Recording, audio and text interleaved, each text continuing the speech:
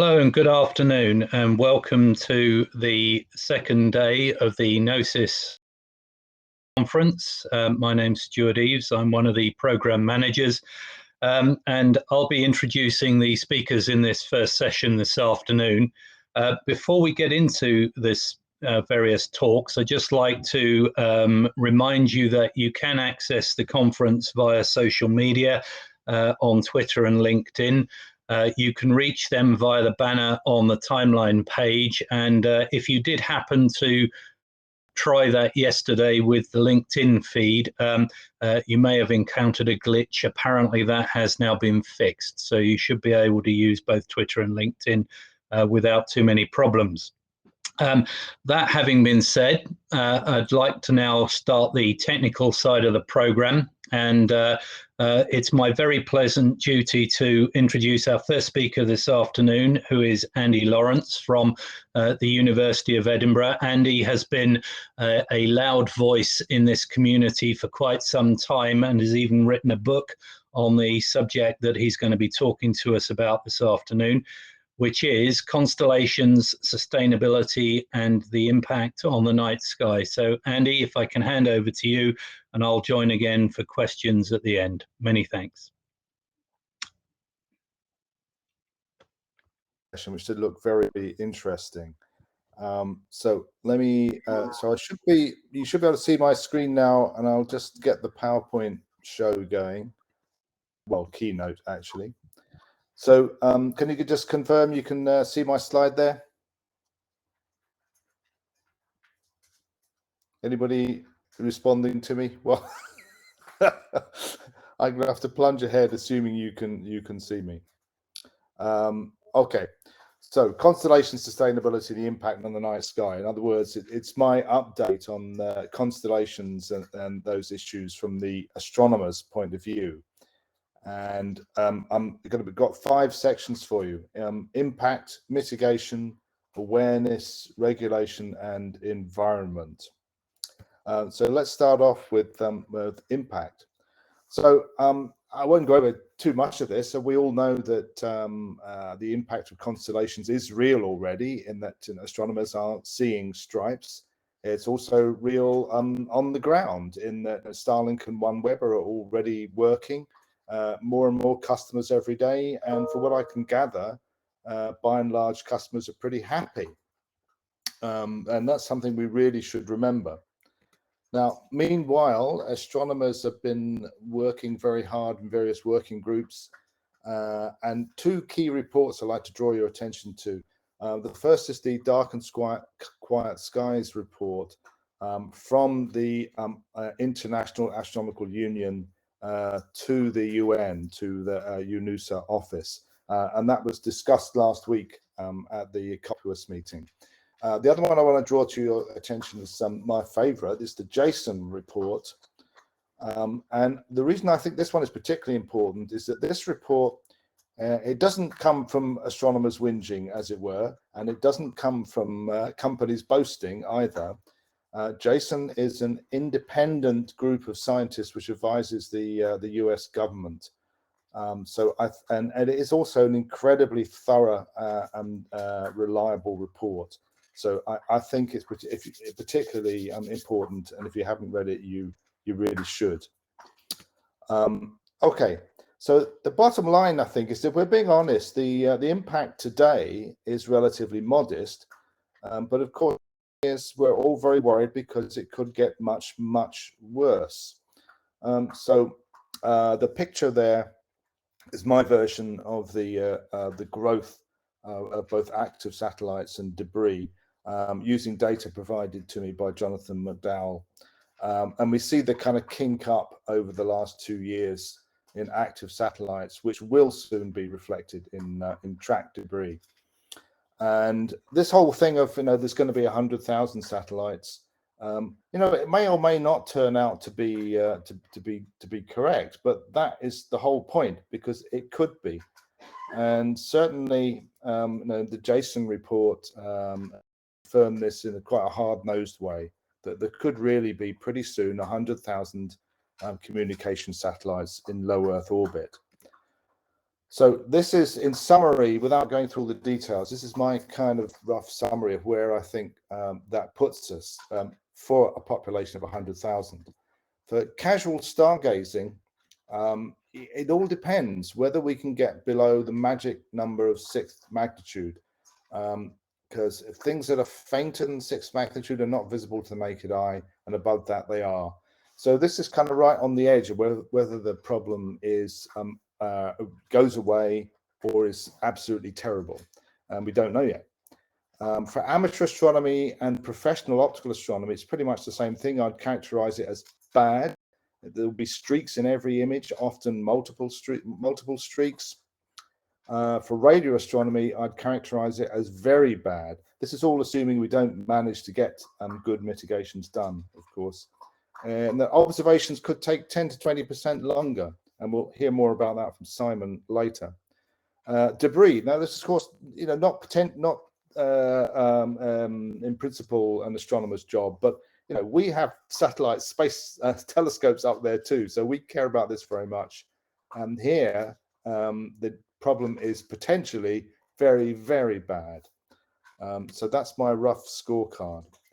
Mitigation. Well, I'll be quite brief because Maurizio is going to talk more about this later. But astronomers and engineers from the companies have been working hard together, and a number of ideas have been floated and experimented with. Changing albedo, painting them black, have the visor sat thing, modeling the 3D structure and their rotation to try and predict glints, recommendations about orbit height, planned lifetimes, publishing accurate orbits so we can predict passages, redirecting radio beams, clever things in software. The bottom line is that all these things take time, and so we're really up against it. What's more, they all cost money. So this is not trivial. It's serious money in some cases. Meanwhile, the IAU, the International Astronomical Union, have put out a call for a new centre for protection of the dark sky. And I think the betting person would bet on a combination of the US NOIR Lab and SKA for that, but we'll see. So now, why are we obsessed with 7th magnitude? As you may have heard, this is dominated by the Rubin Observatory, which is currently being built, which is going to be particularly badly hit. And it's all about crosstalk. So just to remind you, larger numbers in magnitudes, larger numbers are fainter objects. And 6th magnitude is the naked eye limit. 7th magnitude is the kind of crossover where electronic crosstalk gets really bad. When you have the crosstalk, one streak actually makes multiple streaks. They're non-linear, very hard to model.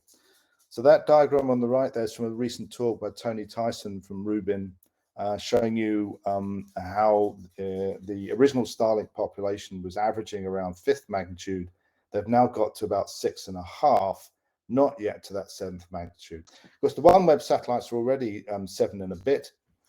So that is, that's where OneWeb have a good score.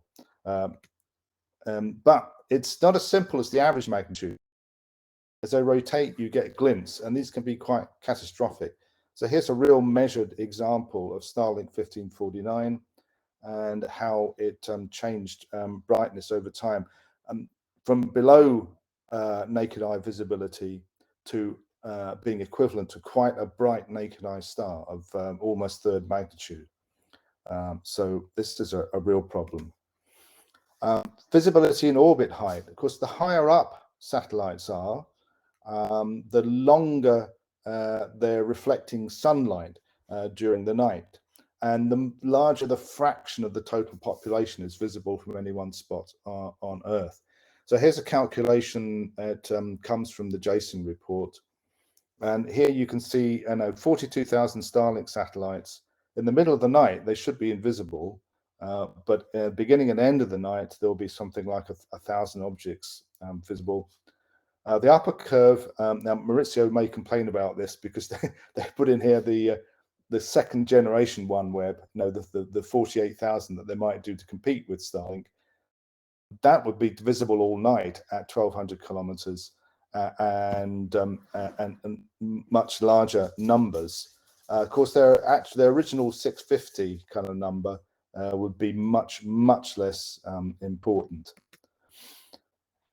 So awareness. I think some of you know that, most of you will know, and Stuart just mentioned this, that my big thing has been trying to raise public awareness, because it's all very well astronomers and space industry people knowing all about this and arguing about it. But mostly still the general public are not so aware and only slowly becoming so. Likewise, policymakers. That, of course, is why I wrote a non-technical, a popular book, in which Brian May was kind enough to give me a forward. There was also an associated live event with a whole bunch of interesting people, space law people, as well as astronomers and industry people. Didn't get someone from SpaceX, but we got someone from Viasat and OneWeb, and sort of astronautics and debris people as well. It was a lovely event, so go and find it if you haven't already. It's was a very informative event. I also tried to get kind of mass media coverage, which had some success, rather than just papers in Nature or whatever. So I had a bit of a splash in the Sun. That was nice. In the on the Today program, a very brief thing. Of course, the best thing was being on BBC Alba in Gaelic. You can still go and find that online, I think. But there are other things going on as well, happening right now. This is very weird and wonderful. An Italian astronomer called Roberto Trotta is running a live multimedia show in Castel Miramare in Trieste about a possible nightmare future with satellites. And it looks absolutely amazing. I'm really sorry that I couldn't go to see it. I'm hoping that there will eventually be a kind of YouTube version so we can all see it. But it looks like a fantastic show, but also, a very interesting part of the awareness campaign. Another very important and interesting thing is the photographer Max Alexander, who many astronomers will know, is developing an exhibition which is about debris rather than the constellations per se, and that's called Waste in Space. It's going to be quite a big thing at various national and international venues, he hopes, and that picture bottom right, by the way, is a kind of a garbage tip somewhere in India, I think, and it's meant to illustrate what 10,000 tons of rubbish actually looks like. So that's what there is up there in space now. So those things are all very exciting, and I think the public does deserve to know and to be involved in these issues, both for the health of the economy and for the protection of the sky, I think. So regulation. Here's one of my favorite quotes from the Jason report. A company to launch a dump truck full of sand into the same orbit as the International Space Station would have no formal barriers to doing so in many countries around the world. So that's quite a scary thought. Here, again, cutting to the chase, this is my kind of summary, a regulation scorecard of where we are on regulating outer space. The broad principles are set by the Outer Space Treaty, and I don't think we want to mess with that. I think it's good. Regulating the competence to launch, basically, is pretty much there. The use of radio spectrum and interference between one satellite and another in GSO is very thoroughly done by ITU internationally and various national bodies. Then it gets a bit kind of murkier. Liability. Well, there is the liability convention, but I think it's seeming more and more unsatisfactory. You have to kind of go through diplomatic channels. It's all very awkward. It's only ever been used once. Minimizing debris. There are guidelines, as we know, but they're non-binding, probably not strong enough. And I think something better has got to happen. And of course, this is a lot of what GNOSIS is all about, of course. Advertising. In some countries, this is banned, and in some it is not. And that's actually quite scary. Then there's a bunch of things that really are not involved in space regulation at all, but I think we're realizing should be. Atmospheric pollution, sky pollution, what I'm talking about, and kind of cross-satellite interference in LEO as well. These are all difficult and complicated issues. So we've got a way to go, but we all know it's quite difficult and it's going to take some time. Now, a lot of this reminds me of much earlier in my life with how the international law of the sea changed. And now I'm old enough to remember cod wars in the 1970s and disputes over mineral rights on the seabed. You know, the US claiming they had rights to all of their continental shelf and so on. It was getting quite nasty, but we ended up with a much improved regulatory regime eventually. Two new bodies. So, for instance, the International Tribunal for the Law of the Sea and the International Seabed Authority. You know, I think we all feel something like this is going to come, but we don't know how fast it's going to happen, what it's going to be. But it's in all our interest to do that for astronomers, for space industry, and everybody. Okay, well, I'm getting through this much faster than I thought, so that's good news for all of us because we'll have plenty of time for chatting. But I did want to say something about environmental issues, which of course is very much the raison d'etre of GNOSIS is sustainability. This is a kind of growing thing, a sense around the world, and all sorts of people making good noises, making some progress. So as well as GNOSIS, you know, companies such as OneWeb have made a big sort of public statements about this. Companies like Astroscale and Skyrora are sort of trying to do their bits to actually make space activity more responsible or collect debris and so on. Maurizio and his chums at Texas, along with the World Economic Forum, developed this very interesting space sustainability rating. I think that's potentially very important because it's a real concrete change. And then, of course, as we know, earlier this year in Cornwall, the G7 nations issued this statement about safe and sustainable use of space. So very encouraging, but kind of warm words. And you know, how are we going to get from warm words to real action, a new regulatory regime, or whatever it is we need to do? So here's something I've been involved in with a number of other astronomers, and especially Meredith Rawls and Maurizio. But I was the sole legal signatory on this in the end. What it is, it's connected to what I'm sure you've all heard about, the case being brought by Viasat and a couple of other organizations against the FCC, suggesting that, or making the case that the FCC orders licensing SpaceX satellites in particular should have been subject to a formal environmental assessment under US NEPA law. So the question is, should NEPA apply to major satellite projects? And I very much think the answer is yes.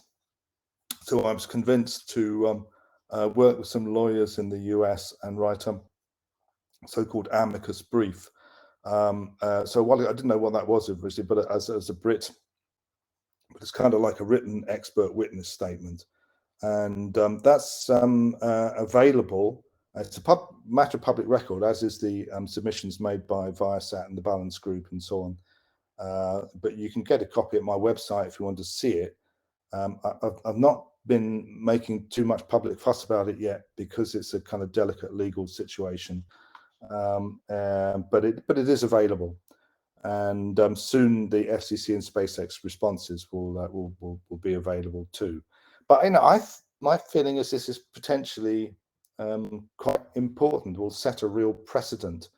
And let me just tell you about the key points that we tried to make in this amicus brief. Firstly, that orbital space should be considered as part of the environment in the same way that the seas, the forest, and the atmosphere are. Secondly, that we rely on that environment by looking through it as well as working within it. So for astronomers, it is our working environment. And of course, if you're operating in space, operating a spacecraft, it is most obviously your environment. The next thing is the claim that environmental damage is already significant and, most important, cumulative. The next thing, which is a classic thing for environmental problems, the environmental damage externalizes costs. So what seems, even though formally, legally, I know people will tell me that space is not a global commons, but in practice, it's people exploiting something which appears to be free for all, but it has indirect costs which are displaced onto other people, like the astronomical community.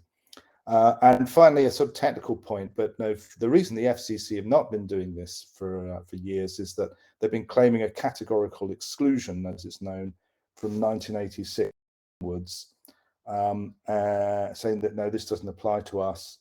And that was at a time when there were only 389 active satellites. So things have changed dramatically since then. The last thing I want to tell you about is related to this, is a bunch of us, some of which are at the meeting. We've been trying to push for the idea of a Near Space Environment Day, which will be formally proposed to the United Nations and be backed by the General Assembly, like, for instance, Asteroid Day, which you probably know about. So that at the moment, Joanne Wheeler is leading the pushing of that to the UK government and then onwards. We're discussing what the organisational home for that would be and how it would be organised. So it's not quite sort of cast in stone yet, as it were, but I think it's well on the way, and I'm really looking forward to it. And hopefully we'll be, well, we're arguing about the date, but maybe the first one November next year. And that's everything I have for you. So I'll stop there. Thank you.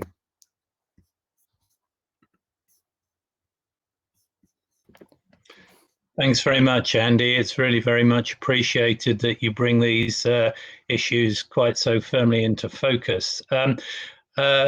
One question that I would like to raise with you, obviously you've talked a bit about the potential interference to optical astronomy and talked about the visual magnitudes of satellites. I know that there's also quite a bit of concern in the radio about the potential impact of satellite transmissions on things like the square kilometre array. Say anything about the impact on other areas of astronomy other than optical?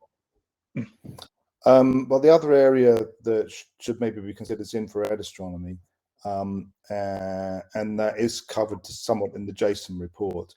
And there, if we divide infrared astronomy into near infrared and mid infrared, then near infrared should be pretty much okay. I don't think there's going to be a problem there, but potentially in the mid infrared, i.e. 10, 20 microns, where satellites re-radiate, just like all our human bodies, that's potentially very important. But at the moment, that's crudely speaking, it's not a big ticket item in astronomy. So it's receiving less attention, and more assumption is that it's carried out from space. Oh, talking of space, the other thing is, of course, we're not just talking about ground-based astronomy, space-based astronomy as well. The Hubble Space Telescope is already seeing satellite streaks, and there was a nice study by Holder Cragg, I think it was, that over recent years, something like sort of a couple of % of Hubble Space Telescope images was suffering from satellite streaks. But you could see the increase over time, so that may be heading to more like a third. But there are things that can be done about that, shorter exposures and stacking and so on. But that could be quite bad, as well as the debris risk to things like Hubble or the James Webb Space Telescope, of course.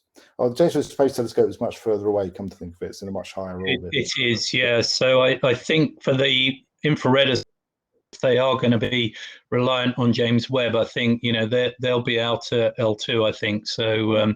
That won't be quite so much of an issue. But it is the area that satellite designers would have the greatest problem with, in the sense that you can potentially modify the optical signature, at least in the direction of the Earth, and perhaps manage the transmissions. But satellites don't work very well if they have no thermal signature. They're almost certainly dead at that point.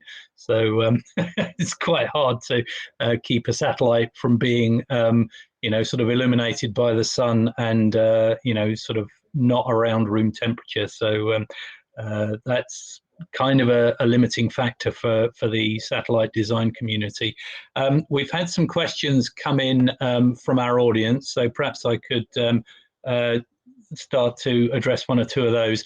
A comment from Mike Peel is that if LEO advertising is banned in some countries, is that enough to ban them completely? Because the satellites go over everywhere, and so would have to follow all countries' rules. Is that?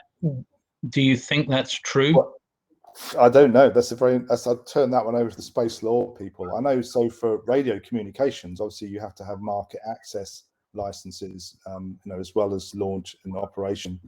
How that would work? Well, there is no regulation of visual. So I think the answer is it's unregulated, but somebody would know better than me. Yes, I think one of the comments that's been made is that since light is an electromagnetic wave, why isn't it an issue for the ITU? I don't know whether there is a particular specification for the competence of the ITU as far as the electromagnetic spectrum is concerned, but perhaps that is the forum where some of this could be addressed in the future. Well, yeah. I'd be a bit resistant of the ITU, good though it is, of expanding its remit to solve all these problems. I don't think that fits. Yes. Klaus Weersemer, I hope I pronounced that approximately right, is pointing out that the light reflected from satellites is highly linearly polarized, dependent on the phased angle. Do you think that maybe is one way that we could help to address the impact if we looked at the polarization issues? Oh, well, that's a very interesting point. And there are other things as well, like if we take shorter exposures or photon counting devices or predict passages and switch shutters on and off. There are a variety of ways that we could try and get around this, but it's not what we have now. All right. So again, the basic point is, yeah, great. Who's paying for that? For everybody to do that. So that's it. It's a cost. So yeah, it's very exciting and interesting, but it costs money. Yes. Benjin Joachimi asks, thanks, Andy. You characterized 10 to 20% extra observing time in the radio as very bad. What extra time would the Rubin telescope need to recover the sky area and depth lost to streaks? That's a very interesting question. I don't think that's been properly characterized yet, and it depends how fussy you are. If you say anything with streaks in, we throw away and start again, it's a lot. But if you say, well, no, we're losing a certain fraction of the sky pixels, and then have to come back to them later, then it's much less. But that's a very good question. I don't think we have a clear answer yet. Okay. I have to admit that I was rather surprised that the radio community sort of making more of an issue of the potential interference that the debris population could be causing to their operations. I've seen it suggested that when the square kilometre array is online, it will potentially be able to detect, sort of terrestrial transmissions reflecting off of objects as small as half a metre in size. And unfortunately, the debris population that's up there is already quite significant. So there would be potentially quite a lot of stuff reflecting RF. And I'm wondering if there are any places that are really radio quiet from the point of view of the square kilometre array folks now. Well, I think we better pass that question to Simon later on. Just repeat that question later when I'm going to the talks. That's a very interesting question. Starlink have talked about redirecting or switching off beams when flying over major observatories. try and get back a little bit of the radio quiet zone idea. But you're right, that would just throw it away completely. Just going to see if we've had any further questions. One from Catherine Courtney. Thanks for your comments, Andy. What areas of research do you think need to be boosted to try to better understand the issues and designs to resolve them? Well, a lot of that was coming out in the second SATCON workshop. And so I won't answer that in detail, but I think the answer is look out for the report that will come out of SATCON 2. There's various detector developments. There are software developments. There are plans for a satellite information hub, improved orbital tracking and orbital information. There are quite a few things. But again, you know, could be serious money if we actually do all these things. Okay. Andy, thank you very much indeed for your contributions. We've got to the end of the half-hour slot, and apologies if we haven't had time to get to every question yet, but there will be the opportunity for sort of feedback and interaction later on. Andy, I really appreciate the work that you're doing in this area, and more power to your elbow. I hope you continue to make progress, and good luck with your low Earth orbit environment day. I think that's an important thing to consider in the future. So many thanks. Thank you. Cheers, Andy. So my next task is to introduce our next speaker, who is a former colleague of mine from Surrey Satellite Technology, Maurizio Vanotti. He now works for OneWeb, and Andy obviously mentioned OneWeb during his presentation. So this is the opportunity, if you like, for the satellite manufacturing community to make their response to Andy's comments. Maurizio's title for today is What Constellations Are Doing to Mitigate Risks in Terms of Debris and Light Pollution. So Maurizio, great to see you again. I'll hand the floor over to you and join you for questions at the end. Thank you very much, Stuart. I assume you can see me and you can see my screen, is that correct? Yep. Okay, going full screen now. Thank you, Stuart. Good to see you again, and it's a pleasure to virtually meet many other colleagues. The perspective that also I would like to give to this presentation, this discussion is about responsible innovation, which is what OneWeb has been doing since its inception. So as many of you know, we've been going through an interesting 2020, successfully emerged from Chapter 11 stronger than ever. And we are now, since December last year, back on track with the monthly launch cadence. So every month, every 40-45 days, OneWeb is launching 34-36 satellites, depending on the launch configuration and the spaceport we're launching from. We're using 3 spaceports: French Guiana, Baikonur in Kazakhstan, and Vostochny in Siberia.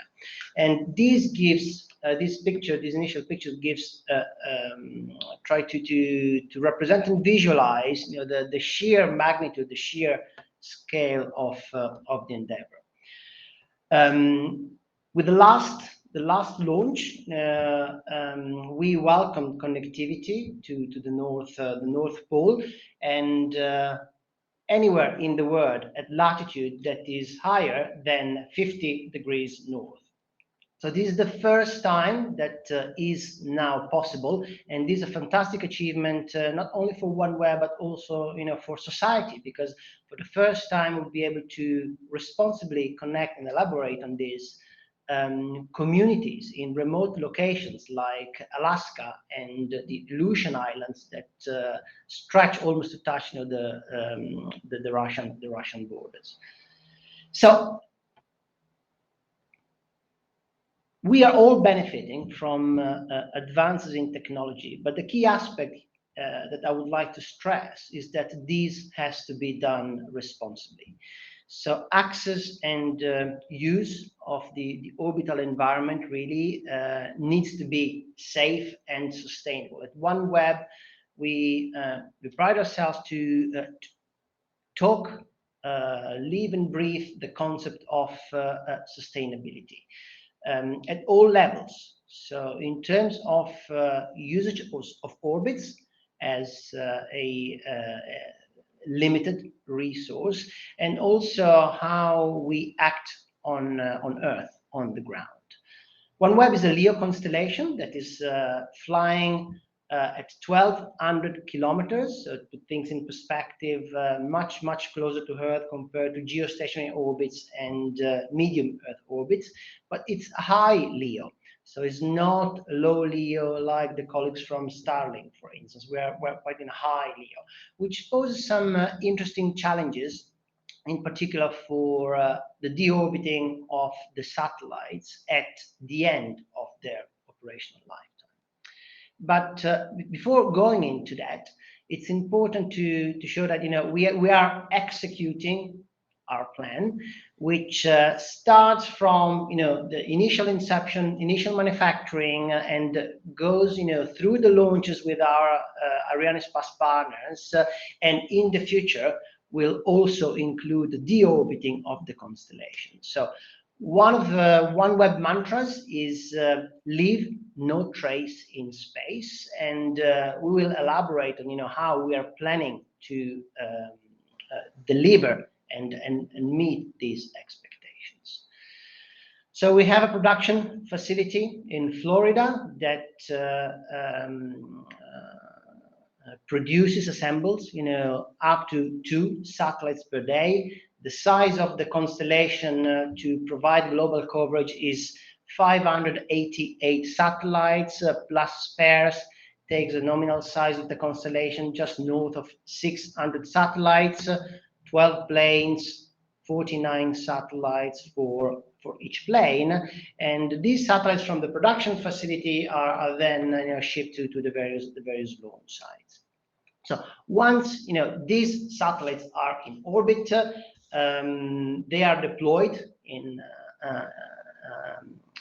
a mesh with the 12 planes, as I mentioned, the polar planes, which are provide the unique characteristic of providing and achieving full, truly global coverage. But we also have to imagine the future, and imagine the future in a responsible way. So while generation one has been focused all on connectivity, we are already in the process of launching generation 2, which is going to focus on beyond connectivity plus. Meaning what? We're talking about satisfying and matching the explosion of data consumption, and introducing with an active role non-terrestrial network as part of the definition of 6G. 5G was really tried in the aftermath to include a non-terrestrial network in the protocol definition, but has not really succeeded in that. And with 6G coming into 2028, we're really targeting non-terrestrial network to be a key player in not only the implementation, but also in the definition of the protocol that will enable 5G for society. And global constellations have the unique opportunity to be a fundamental part of 6G. We're also introducing on-net connectivity, the opportunity to be always connected, bypassing the point of presence and the gateway from a user terminal perspective. And you might have heard of position, navigation, and timing that will be delivered starting from generation 1 with the timing, and fast tracking generation 2. Generation 2, we are talking about being launch ready in 2025 and having completed the deployment of the constellation in 2026.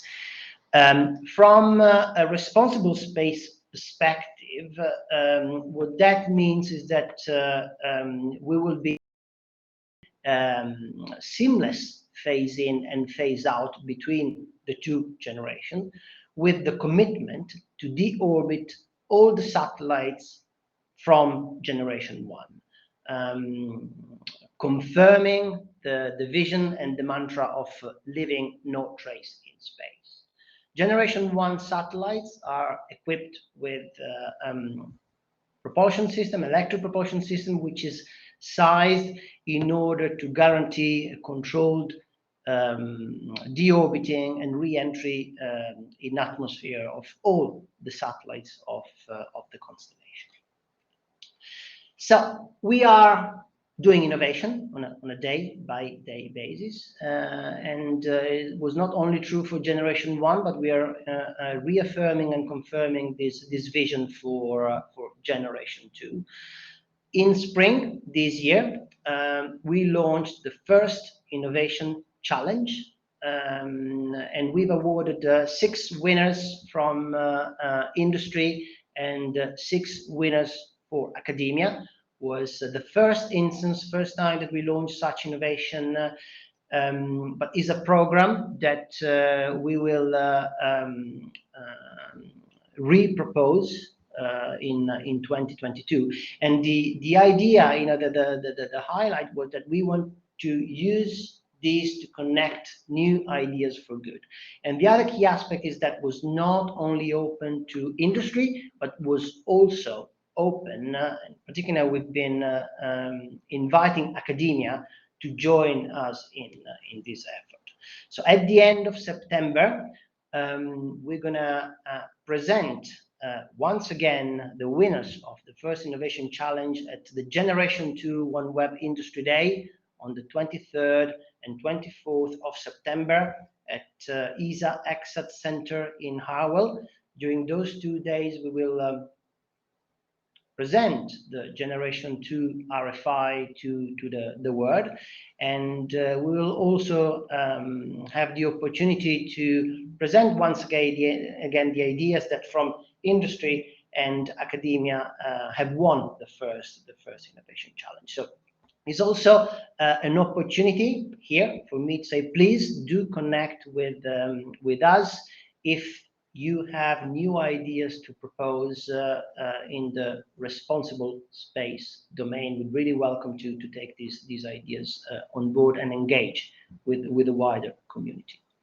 But going back to innovation, one of the key aspects of innovation that recently, OneWeb has been, talking and about is position, navigation, and timing. Well, actually, I would like to say timing, position, and navigation, because we have to start from timing first.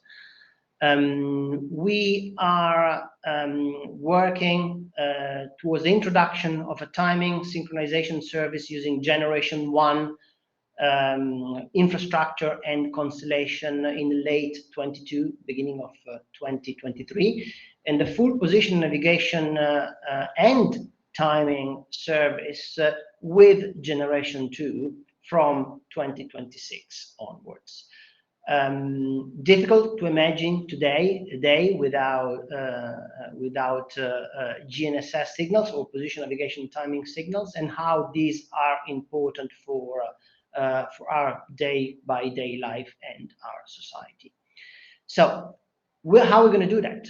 We're going to do that using the spectrum that we already have allocated. It's a KU spectrum that is leveraging the user link and the asset that we have, spectrum in this case. KA link is dedicated for the connection with the connectivity with the feeder link antenna, with the gateways. We're talking about delivering position, navigation, and timing services using the user link, the KU link. So it's really exploiting OneWeb's infrastructure, delivering the PNT service as a byproduct of the telecommunication payload, bringing all the advantages that LEO orbits and narrow beams and KU band have compared to L-band systems. So it's providing in terms of resilience, multiple order of magnitude higher resilience compared to the current GNSS systems using L-band. And the performance that we're targeting are extremely ambitious. We're talking about 10 of nanoseconds for timing synchronization and 1 meter for positioning. But yet again, in terms of responsible innovations, how OneWeb is really innovating responsibly, I would like to stress the initiative that we recently, 3 months ago now, launched with the European Space Agency. And thank you to the support of the UK Space Agency, OneWeb is a UK Space Agency and industrial partners signed the Sunrise public-private partnership contract that is built on essentially 4 pillars. From the technology perspective, for the future of OneWeb generation, we are looking at new, innovative, digital regenerative payloads and user terminals. We're looking at smart gateways, essentially using similar technologies but on the ground. We're looking at 5G, and last but not least, we're looking at responsible space in partnership with Astroscale. We are developing together an in-orbit servicer that will be demonstrated docking with one of OneWeb satellites in the not too distant future. And why are we doing this?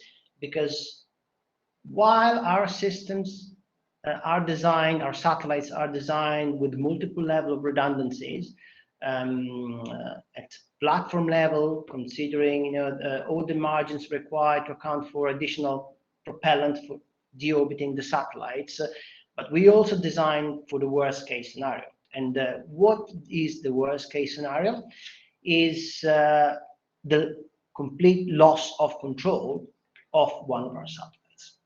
This is the reason why that since we started launching the first 6 pilot satellites as a precursor of Generation 1 constellations, we equipped all our Gen 1 platforms with 2 different kind of docking features. The first 76 satellites are flying a structural element, which we call the grappling fixture, that is sort of the target point for physical mechanical docking. And the most recent satellites have been flying a magnetic docking plate. That is the point of docking that will be used in order for the in-orbit servicer to attach to the satellite and retrieve the satellite and bring it down to the atmosphere should we end up losing control of one of our birds. So this is already a demonstration of how committed we are to responsible space, and in particular to the aspects of leave no trace in space. So our vision is that related to debris, the pollution, the physical pollution with debris of satellite, the overall approach should be analog to the carbon emission, and we should really strive to work towards a net zero space approach where actually no trace is left in space. And this is a demonstration of practical demonstration of how seriously we are taking this and what our plans are in order to mitigate these worst case scenarios. Last but not least, since the beginning, we have been engaging with the astronomical community. As you know, we had to pause our engagement throughout the majority of 2020 for obvious reasons. But since September last year, we restarted engagement with the SATCON community. It's been recently mentioned. I've been personally sitting on 2 working groups for the SATCON 2 report, and we are actually working on releasing it. It will be issued pretty soon. But on top of that, again, to show and demonstrate, our commitment and how serious we are in considering this, we started, we took ownership of the problem, and we started a series of observation campaigns that are targeting at evaluating the signature, the level of brightness of our satellites on station. And it's a series of campaigns that started 4 months ago, and will be completed by the end of the year in partnership with the Galaxy Observatory, and actually is providing extremely useful information. We're not doing this just for the sake of the exercise, but is part of a plan that fits into what we are doing as part of Generation 2. I'll be clear.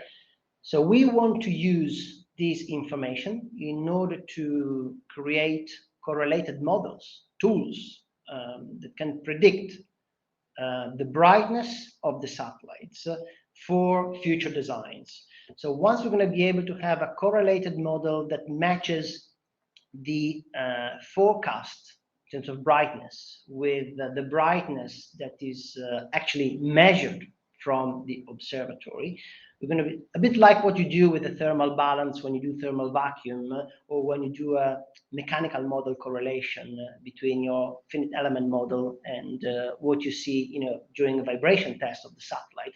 We're trying to do the same here with the prediction of the expected brightness of the satellite. And once we'll have created the tool, we're going to use this for two things. The first one is to predict the brightness level of the new designs of our constellations for Generation 2, but also in order to introduce and implement lessons learned before the satellite itself are even launched. So I think this is extremely powerful, and has been discussed, has been presented, at the SATCON 2 industry working group, and discussed also with the colleagues, from the other constellations, and has received a real positive and warm welcome. We're going to keep you posted with the outcome of these results. It's a process, it's not a one-off exercise, and we're proud to be pioneering this activity. One last comment is related to the importance of sharing information across the community.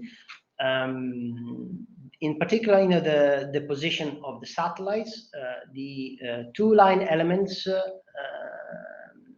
of our constellation, satellites flying our constellations, are publicly available. You can go, visit our website, and you'll be redirected to /track, where you can find all the information about our LTEs. We are actively sharing ephemeris and more precise information with the selected number of institutional and partners, and also partners from academia, in order to fully be transparent and incentivize coordination, which is the most important aspects for large constellation operators. I'm sure I can talk on behalf of our colleagues, other constellation operators that share this vision, and the fact that we are in constant active conversation with them when we have close proximity operations, or also in the SATCON 2 working groups, for instance, is a demonstration of how close this community is. Thank you very much. I hope you found this 15-20 minutes interesting, and I look forward to discussing your questions. Many thanks, Maurizio. That was pretty comprehensive and quite encouraging, I think, from many points of view. I'd like to start, if I may, with a question from our previous speaker, Andy Lawrence, who asks, what drives the number of satellites in your constellation designs? Is it coverage, bandwidth, or some combination of these parameters, or something else entirely? Sorry, apologies, Stuart. I missed the first part of your question. If you can repeat, please. It's what drives the number of satellites. So you're looking at, I think it was 648 was one of the early numbers that you published. I don't know if that's that number. Yeah, so 648 includes spare satellites. We need 588 satellites to have global coverage. And what drives this number is we try to find a sweet spot between, yeah, the idea of wanting to provide global coverage. Absolutely, this is one of the first requirements, and also this is matched with the altar of the orbit. So there's been an analysis, at the inception of OneWeb at the beginning of the previous decade, and this is the 1,200 kilometers was the sweet spot that was identified in order to have not a constellation that was too large. Okay, thanks very much. So you mentioned that you were going to start deploying Generation 2 in around 2026. Question from Anthony Rushton is, when will the Generation 1 satellites complete their deorbits? Is that the same sort of time? So we're not flicking the switch, but there will be a phase out of Generation 1 satellites, which have limited lifetime as any other satellites, and will begin the phase in of Generation 2. Nominally, the controlled deorbiting takes 1 year for each satellite, after the satellite has been, the payload has been taken out from the operational constellation. Okay, thank you. Mike Peel asks, do you have any specific plans to modify your satellite's operations over radio quiet zones around the globe? So we are in discussion with the radio frequency community, and it's something that we are taking in consideration. Okay. But it's still being discussed. Right. A question I find rather intriguing from Nicholas Levesque. Thank you, Nicholas. Does the OneWeb have a concept of operations in the event that one of the satellites in your constellation by a piece of debris, creating a cloud of debris that potentially imperils the rest of your constellation? Well, we are not designing for this scenario, right? We have multiple level of redundancies at the platform level in order to ensure that we can cope with the various failures. It's really difficult to plan industrial operation for such a rare event. Something that is public domain information, but not everyone is aware of and not everyone realizes, is that the way that our constellation is designed makes it intrinsically safe within the constellation. And what I mean with that is that each one of the 12 orbital planes is interspaced between the next one, the one above and the one below, by 4 kilometers. So that assures that when the satellite starts, let's say, accumulating over the poles, and it looks like as they are crossing path, actually each wagon, like a train of 49 satellites in each one of the 12 planes, actually is at least 4 kilometers apart from the orbital plane immediately above and the orbital plane immediately below. So what that ensures is that, let's assume for a second that one satellite is hit by a debris and we lose control of this satellite. I cannot comment about the cloud of debris that would be generated. That obviously depends by the particular case.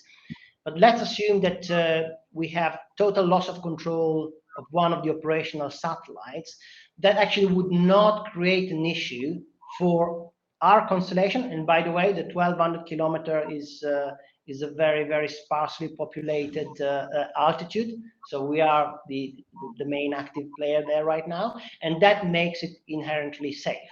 Then obviously that would cast different kind of questions about, okay, then you have to go up and retrieve it.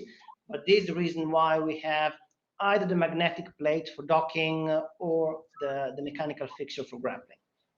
Yes. I had the opportunity to speak to your system architect at a conference some years ago, and he did make the point that one of the reasons behind the choice of orbital altitude was that 1,200 kilometers is, as you point out, a relatively quiet place in terms of debris. I can't say the same for the Iridium constellation, and I can remember being rather surprised when I spoke to Iridium Next constellation, asked them what altitude they were going to choose, and they said, well, the same altitude as our existing constellation. And I did wonder about the wisdom of that, given that, you know, they did have the misfortune to suffer a collision some years ago, as most people will be aware. And Stuart, also 1200 is also a very stable orbit. Indeed so, yes, much less concerns about drag. I have another question, which I'm going to sort of paraphrase a little because it's quite long, but Valentin Loiger asks about 6G and the potential increases in sort of power and consumption of resources that might be associated with 6G, and wonders whether that's consistent with a sort of an ecological agenda to try and limit the amount of sort of power and resource that we're throwing into systems. Is his assumption justified? Will 6G take more power than 5G? So, first of all, satellites, you know, work with clean energy, right? With solar panels. But jokes aside, we are in the process of understanding what role we can play as non-terrestrial constellations can play as part of the 6G network. To be clear, we're not really talking here about direct to satellite handset connectivity. So the technology is not there yet, especially because we work, you know, our handsets, you know, work with a different frequency band. So spectrum, allocation of spectrum, which is linked to orbital altitude, orbital inclinations, and this also goes back maybe why Iridium is sticking to the altitude and the inclination they already have, is carefully controlled, assigned, and managed, and actually is the fundamental assets that constellations are built on, right? The fundamental asset is spectrum. But this said, we're not talking about direct to satellite connectivity. We are really talking about seamless backhauling connectivity and having constellations, aka non-terrestrial network, being, you know, a key puzzle piece of, you know, the broader picture, and providing seamless connectivity without introducing, you know, complex intermediate steps that would enable us to be part of the terrestrial network. This is really what we're talking about here. Okay. In the interest of sticking with the agenda, I'm afraid I'm going to have to sort of wrap up the questions at this point. But Maurizio, thank you very much for a very interesting insight in OneWeb. I think that's the clearest exposition of OneWeb's agenda that I've ever seen. So many thanks for sharing that with us. And I wish you every success in your future endeavors with Gen 1 and Gen 2. Thank you. And if anyone has any questions, you know, they can reach to you, and please feel free to put them in contact with us, Stuart. Thank you very much. Thanks very much, Maurizio. Very much appreciated, mate. Thank you. Have a good day. Good to see you again. Bye now.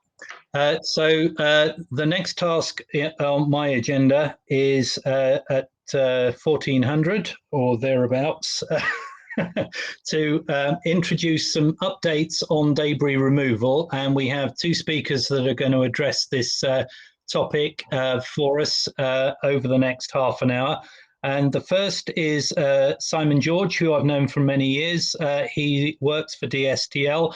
And Simon, if I can hand the floor over to you, to tell us about the Dstl take on debris removal. Yes, thank you, Stuart. Yeah, as mentioned, Simon George from the Defence Science and Technology Laboratory here in the UK. This is not specifically debris removal, but does touch on a lot of the interesting aspects of rendezvous and proximity operations, in-orbit servicing, and space domain awareness, which come into the ADR problem. I'm the lead for Phantom Echoes, which is a series of space domain awareness experiments looking at rendezvous and proximity operations in geostationary orbit. In this presentation, I'll give a flavor of some of the results that we've undertaken in our most recent series of campaigns. It's very short on time, so it'll just be a taster, but hopefully it piques some interest, and feel free to follow up with me after today. This has been undertaken with the defence laboratories of the UK, US, New Zealand, Canada and Australia, and we've been doing collaborative research and experiments since around 2014, really looking at real-world events and trying to better understand some of the future challenges that SDA is likely to encounter. In particular, the increasing capabilities of electric propulsion systems, technologies which enable spacecraft to operate in closer proximity than has been historically. These disrupt many of the traditional or legacy methods of conducting SDA. So our response has therefore been to look at these emerging events, better understand the implications so that we can future-proof some of our space situational awareness architectures. As a result, we've conducted real-world campaigns on maneuvering spacecraft in geostationary orbit and those which come very close together in docking events. And this has been done under the Technical Cooperation Programme MOU with our Five Eyes colleagues. The objectives here have been to take some of that real-world cases, collect data on what that looks like, understand whether there is capacity for non-traditional sensors to complement the existing monitoring routines, and improve our ability to characterize and understand these kinds of events so that we can better recognize these types of things in future.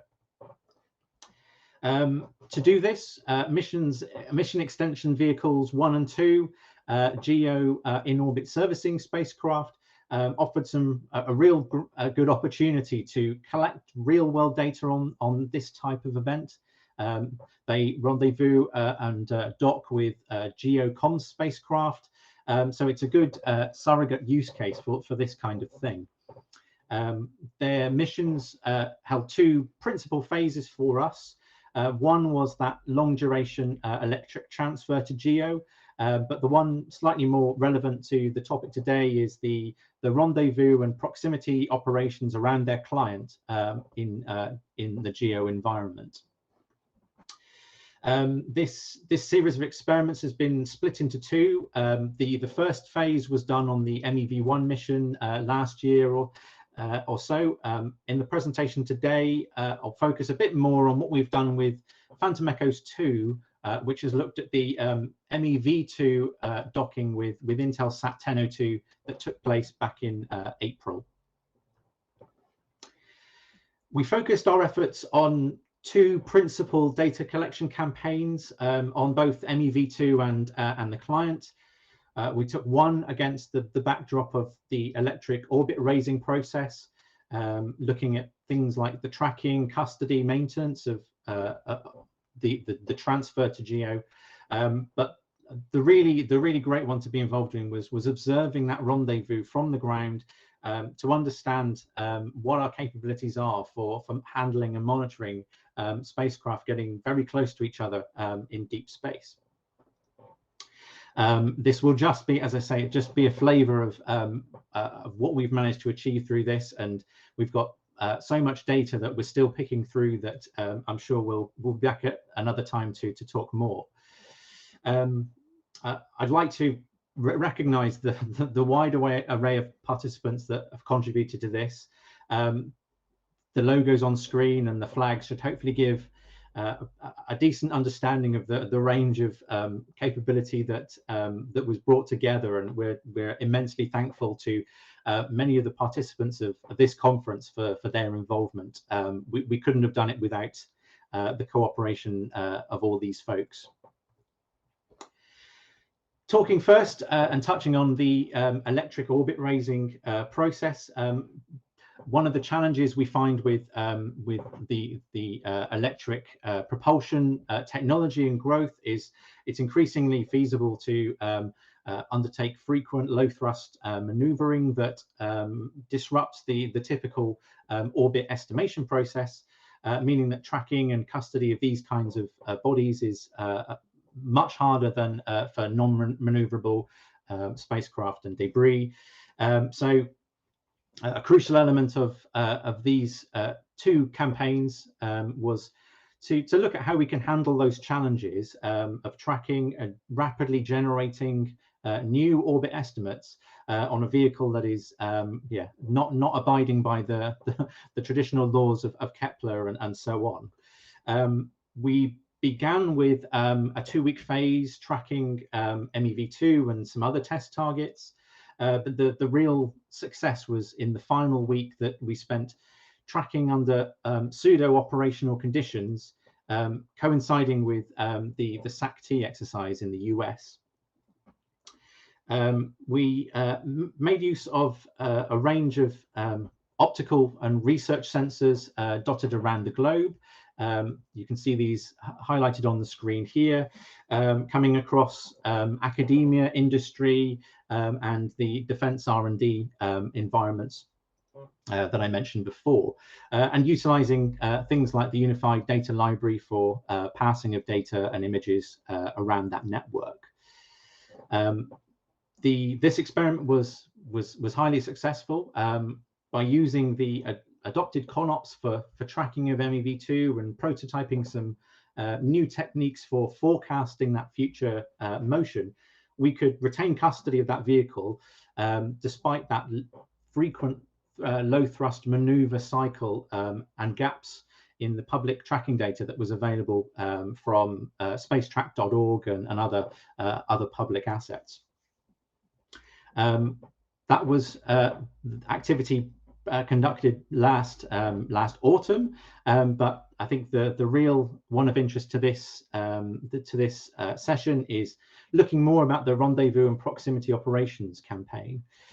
So on the debris removal side, I think most of the existing concepts and missions are looking at low Earth orbit.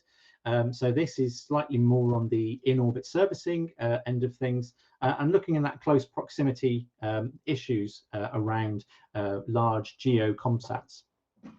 The client for this was Intelsat 1002 at 1 degree west, which was nicely over a longitude visible from Europe and other longitudes, and it was invaluable opportunity to observe this unique type of event.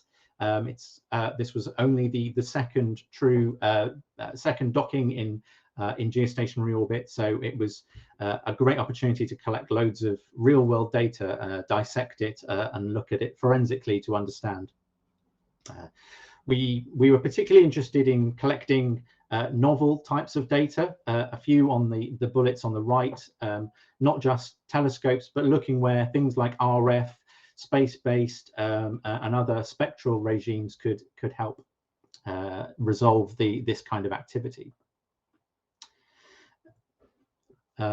Just to add to that, then here's the laydown of optical systems.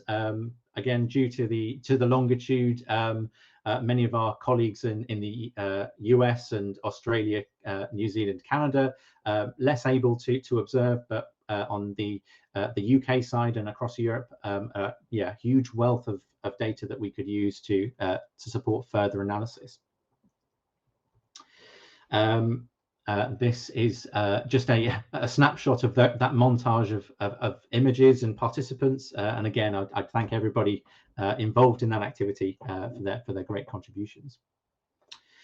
I can't show too much of the results today just because of time constraints, but here are a few examples of the diversity of optical data that we could collect on these two interesting objects in GEO. We had optical data from the traditional SDA type instruments, from repurposed astronomical sensors like the Liverpool telescope that you can see on screen, as well as modest amateur class equipment fielded by experienced satellite observers. The image on screen here can show the benefits of wide field instrumentation, such as the University of Warwick test telescope for widespread monitoring of a series of longitudes in GEO, but also the benefits of high angular resolution for resolving when two objects are very close in deep space, as you can see on the bottom right. Apologies for this is just a very swift run through of this. I will be presenting a few more results at the AMOS conference next week, and I'm sure we'll have more data and results to present in future. But in conclusion, through this series of activities, we've grown a better understanding of what GEO rendezvous and proximity operations look like from a space domain awareness perspective, and a huge wealth of data that we have to bring to bear. If you'd like to learn anything more, there's a press release that was released back in April, coinciding with the docking, that you're invited to check out. Otherwise, I'm always happy to talk and hear more from the community. So please feel free to get in touch with myself via the email address on screen. And of course, a huge thanks to everybody that has been involved with this activity, all the people behind the scenes, of which just a few of the names are shown on the screen there. Thank you.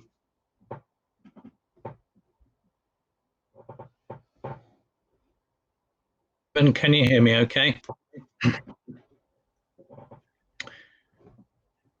Thank you very much indeed, Simon, and congratulations on the size of the network of sensors that you were able to bring together on that particular piece of work. It's a very impressive achievement. If it's okay, we'll take questions at the end of this segment of the conference, but what I'd like to do, if I may, is get our other presenter to contribute before we take the questions. So our other presenter is Toby Harris from Astroscale. You'll have heard Maurizio make reference to the debris removal activities that OneWeb are planning, and Toby is part of the company that's potentially going to be assisting OneWeb with some of those activities. So Toby, if I can hand the floor to you for a while, and then we'll take questions. Certainly. Let me just maximize that. Okay. Yeah, thank you very much, Stuart. So I'm going to talk a little bit about ELSA-d and Astroscale's mission to ensure sustainability in space. So just in case you haven't heard of us, which hopefully isn't too unlikely, Astroscale is a commercial venture with a focus on space sustainability. It was set up in about 2013 by Nobu Okada, and has subsidiaries set out across the globe. Singapore, Japan, the UK office opened in Harwell in 2017, and also in the US and Israel. So just a bit of a busy slide here just to explain some of the kind of missions and activities that Astroscale are currently part of. So right in the middle there, you can see ELSA-d. I'm going to talk about that in a little bit more detail in a minute. But this is effectively a mission that was developed for 2 spacecraft developed in Japan and the UK, and with a operations center for the mission itself also based in the UK. As well on the UK side, as Stuart is alluding to, we're currently developing the ELSA-m servicer. So ELSA-d, D is demonstrator, M is multi-client. And so we're currently working on the ESA Sunrise program alongside OneWeb. to develop a future large constellation end-of-life servicer. And we're hoping that that's going to launch sometime in 2024. In Japan, we're currently working on the SJE project, and this is an inspection mission. We're designed to go up to a defunct H2A upper stage in sort of 2023 to inspect the target or inspect the object. And this is hopefully will follow on with a SJE2 mission, which would be an actual active debris removal mission of that H2A upper stage, hopefully happening around 2025.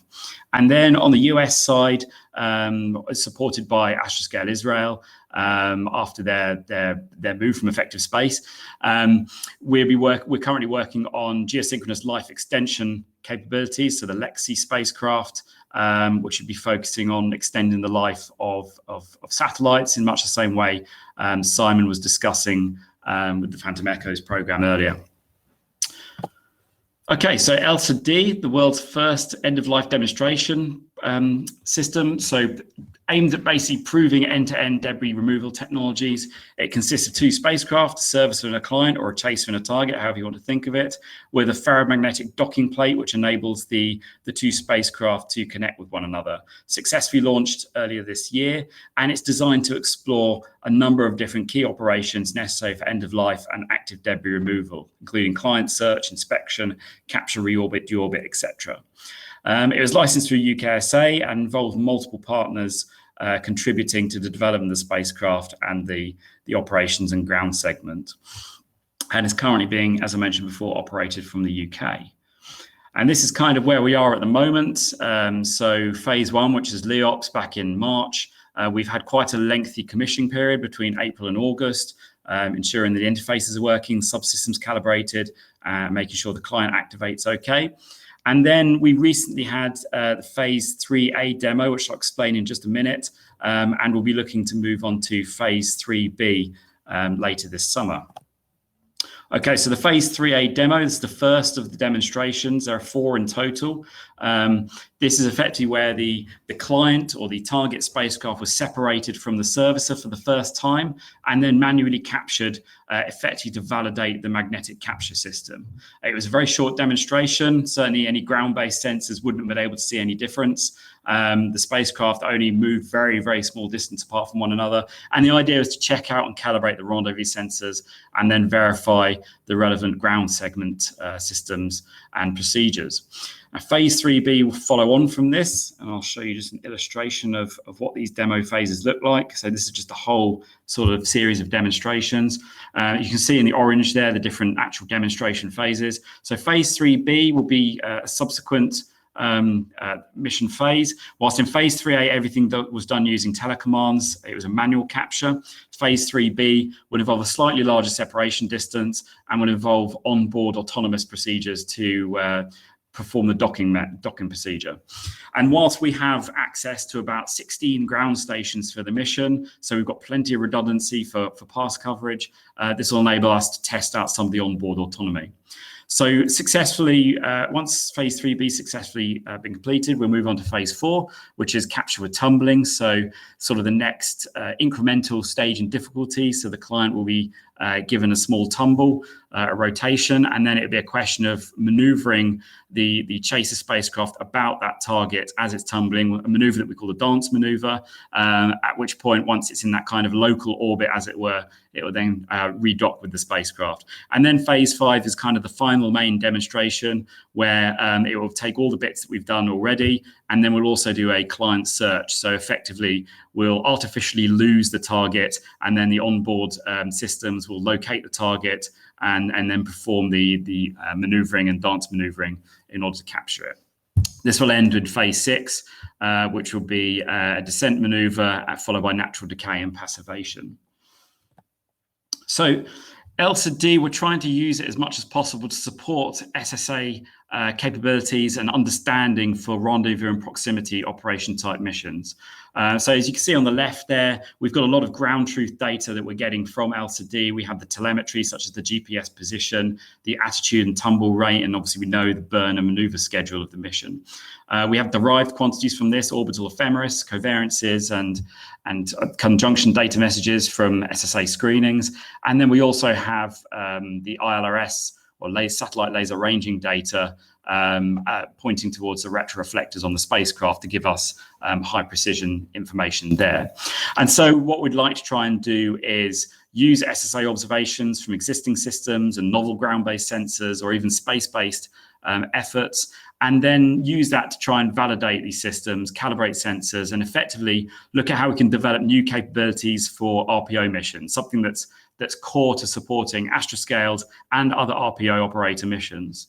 And you can see on the right there, there's a few what I'd consider SSA requirements that are very specific to RPO missions, highlighted in the orange, for example, understanding the client analysis, the client state rather, how it's rotating, how it's moving, particularly if we were looking in advance of an active debris removal mission, we would need to know more about what that target's doing, whether it's a viable target, and also be able to not only look at what it's doing now, but predict that into the future to when the actual mission's happening.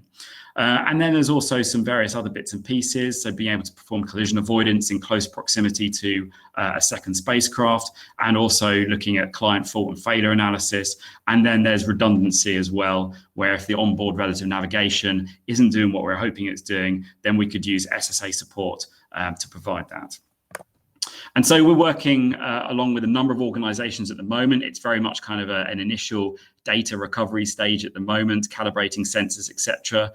We've been speaking with Leo Labs, Share My Space, the Austrian Academy of Sciences at Graz, Comspoc AGI, and a number of others in the UK, including LumaSpace and Norse. And the idea is to gather this data and effectively compare that with the ground truth data that we have from the spacecraft itself, looking at both the position and the attitude rate. And so there's a few images here, both of the location of the spacecraft, and Share My Space and Austrian Academy of Sciences providing light curve photometry as well as some satellite ranging. So there's a mix of different sensors and capabilities. And I guess in a way it's sort of like almost like an organic approach to what Simon discussed with the Phantom Echoes program previously. And so as well as ground-based, we've also been looking at space-based optical observations. We've been working alongside HEO Robotics in Australia, who have been providing flyby imagery of ELSA-d. And the reason we're looking at this is for twofold. First of all, we want to try and consider the utility of flyby resolved imagery of objects for ADR target assessments, trying to understand what the craft condition might be, whether there's any structures on there that might be sufficient for capture, any anomalies, etc. As well as that, we're keen to try and maximize transparency and confidence building for RPO type missions, being able to provide that third party verification of what kind of mission it is we're doing and how it's playing out. Okay, so just a very quick summary there. So obviously we recognise the importance of SSA to RPO missions. They have a lot of additional specialised needs that we think is really important to understand better, and we want to work alongside SSA providers and operators to try and do that better for future missions. In terms of the ELSA-d at the moment, we successfully commissioned and perform the first part of the phase 3 demonstration, and phase 3B we hope to happen in the coming months. And we would like other SSA providers and such to, where possible, support on observing these kind of manoeuvres and trying to better understand how future SSA service provisions for these kind of missions might be developed. And I think that's all from me. Thank you very much.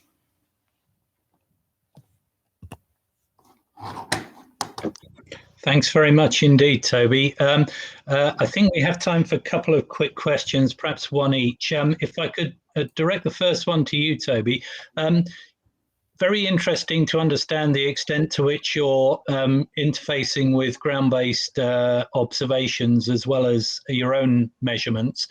Is it your sort of concept of operations that when you actually conduct capture exercises that you would be trying to do that in view of a sensor? And if so, which preferred sensors would you choose? At the moment, I think it's not essential for the mission operations to be in view of a sensor. Obviously, if you've got laser ranging during the demonstration operations, that provides you additional bit of redundancy and information there. For ELSA-d, we have GPS on both spacecraft. We can do relative navigation when the spacecraft are near each other. So a lot of it is it's not. The operations aren't dependent on being viewed from ground-based sensors. But I think what we're trying to do is gather that information and see how those sensors can provide kind of a picture of what these operations look like from the ground. And so that can help us inform the future missions as well. So when we don't have that GPS data on the target, how can those SSA sensors provide that information that will help that mission, both from the space safety point of view, but also to ensure that the mission is successful. Right. And Simon, perhaps I could ask you, you had considerable success in bringing together a big team of observers to do the Phantom Echoes mission. I was aware that there were a couple of MEV missions planned. Do you have particular plans for the future to sort of develop the work that you were doing previously? I would like to hope so, yes. So as far as I'm aware, I think the Northrop Grumman approach, there's not going to be an MEV3, but there will be a new type of mission robotics vehicle which deploys smaller packages onto spacecraft, but is a multi-purpose vehicle in and of itself.